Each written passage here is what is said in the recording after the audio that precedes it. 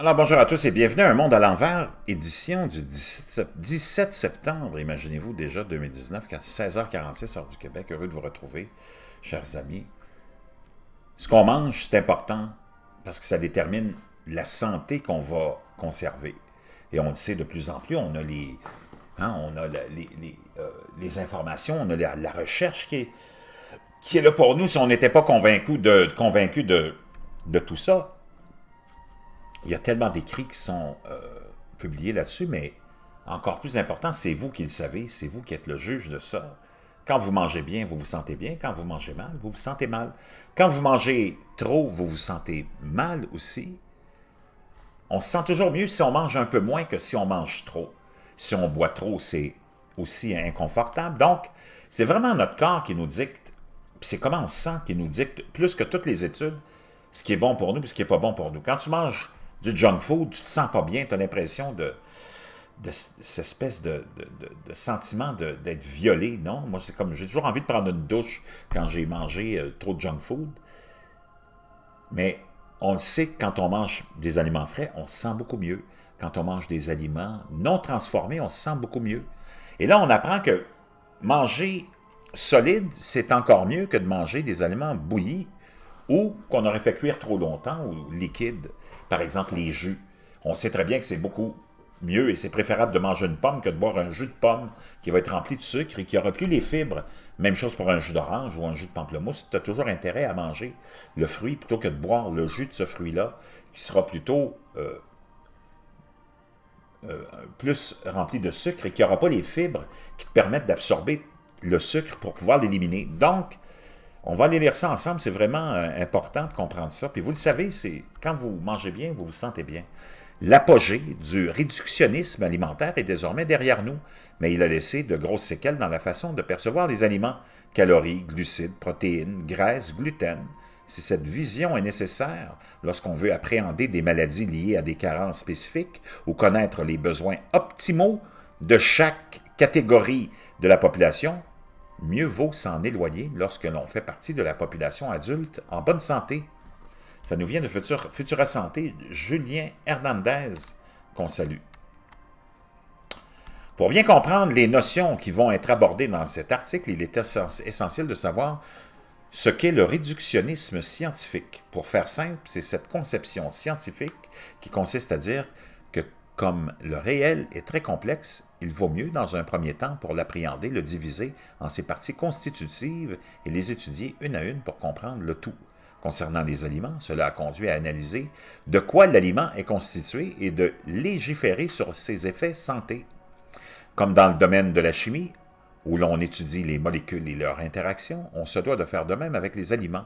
Il ne faut donc pas voir l'aliment comme une somme de nutriments qui serait interchangeable à l'infini, mais bien comme une structure physico-chimique complexe contenant des molécules spécifiques liées entre elles et interagissant les unes avec les autres. L'effet matrice, raison 1. Ou la première raison, imaginez une pomme, le fruit scientifique par excellence grâce à Newton.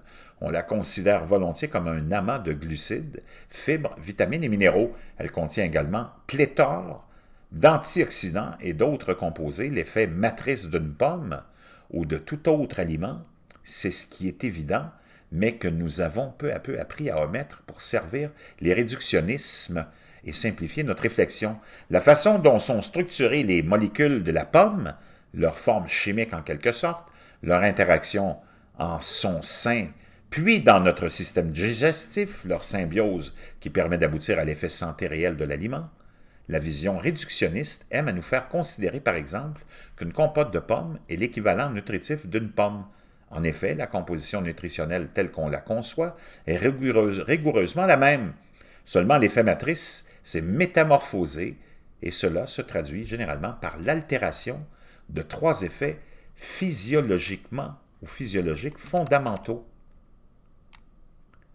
Donc, quand on cuit quelque chose, on le transforme. 3 effets physiologiques majeurs sont donc impactés lorsqu'on touche à la matrice d'un aliment ou d'un ingrédient alimentaire. Qu'est-ce qui se passe quand on altère l'effet matrice? La biodisponibilité, le fait qu'un ou plusieurs nutriments soient plus ou moins disponibles, la vitesse de libération des nutriments, une compote de pommes a un index glycémique plus élevé qu'une pomme entière, et la vitesse de transit au sein du tube digestif, ce qui impacte in fine la satiété et donc potentiellement la prise de poids à long terme. Parce que comme vous allez manger un aliment qui va être transformé, qui n'aura plus les mêmes teneur en fibres qui fait que vous vous sentez rempli et que vous vous sentez que vous êtes satisfait. Hein? Quand on mange quelque chose qui a été transformé, comme une pomme par exemple, en compote et qui aura le sucre dedans qui va s'être développé, vous n'allez jamais vous sentir rassasié, vous allez toujours continuer à manger. Bien sûr, l'exemple de la pomme n'est là qu'à titre d'illustration. Vous pouvez continuer à consommer des compotes de pommes, bien évidemment. Le vrai problème se pose quand cette vision réductionniste est tellement poussée à l'extrême qu'on crée des aliments de toutes pièces en y ajoutant tel ou tel composé pour leur conférer un aspect santé. C'est ça qui est la transformation des aliments malsaines, hein? Les aliments ultra transformés dont on parle souvent ici.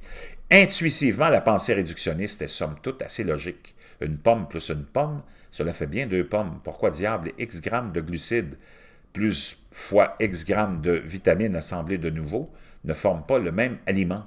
La vraie raison de l'échec de la pensée réductionniste, c'est de se croire à la place de Dieu. De fait, nous ne connaissons pas toutes les molécules ni toutes les interactions, ni tout le processus qui contribue à créer un aliment, et sa matrice, du moins, nous ne savons pas les reproduire à l'identique. Nous en avons pour preuve que les aliments ultra-transformés auxquels la pensée réductionniste a donné naissance nous démontrent bien, par contre-exemple, que les aliments ne sont pas qu'une somme de nutriments. Les aliments transformés ont tenté de se faire passer pour des vrais aliments, telle une contrefaçon, mais les scientifiques ne sont pas dupes. Les fibres, minéraux et vitamines ajoutées dans ces aliments n'ont rien des initiaux. Ne vous y trompez donc pas, les procédés de transformation qui se cachent derrière ces aliments détruisent l'effet matrice.